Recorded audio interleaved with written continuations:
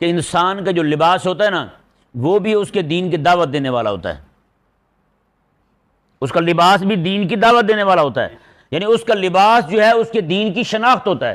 آج ہندوؤں کو دیکھ لیں، ان کا جو بھگوا رنگ ہے وہ زردے والا پلاؤ، زردہ نہیں ہوتا دیگ والا، اس جیسا رنگ ہے ان کا۔ آپ دور سے دیکھیں گے وہ کپڑے پہن کر آ رہا ہوا تو آپ کو پتہ چل جائے گا، اس کی خاص ساخت ہوتی ہے، آپ کو پتہ چل جائے گا بھئی ہندو آ رہا ہے۔ اس کا لباس اس کے دین کی دعوت دینے والا ہے، اس کا لباس اس کے دین کی شناخت ہے۔ سکھ کو آپ دیکھ لیں، اس کا پگڑ، اس کے کپڑوں کا سٹائل سارے کا سارا آپ کو بیان کرے گا کہ جناب یہ فلاں دین کا پیروکار ہے، فلاں دین کا ماننے والا ہے۔ نصرانیوں کے آپ پادریوں کو دیکھ لیں، ان کا لباس بالکل آپ کو بتائے گا جناب یہ نصرانی آ رہا ہے۔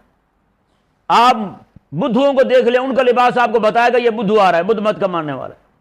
آپ یہودیوں کے وڈیرے جو ہیں ان کے پنڈت شنڈت ان کو دیکھ لیں، ان کا لباس آپ کو بتائے گا جناب یہ فلاں آ رہا ہے۔ ایک مسلمان کا ہی لباس ایسا ہے جو اس کے دین کی تبلیغ نہیں کرتا، الا ماشاء اللہ۔ آپ تو تقریباً سارے لباس میں بیٹھے ہیں اور شرعی لباس ہے آپ کا، میں عموماً بات کر رہا ہوں لوگوں کی، ہاں جی، سارے پینٹ میں آئے ہوئے ہیں، تو بتائیں بھائی ہمارا لباس جو ہے وہ ہمارے دین کی تبلیغ کیوں نہیں کرتا؟ ہمارا لباس ہمارے دین کی شناخت کیوں نہیں بن سکا؟ آخر لوگوں کو یہ بیان کیوں نہیں کرتا کہ یہ مسلمان آ رہا ہے؟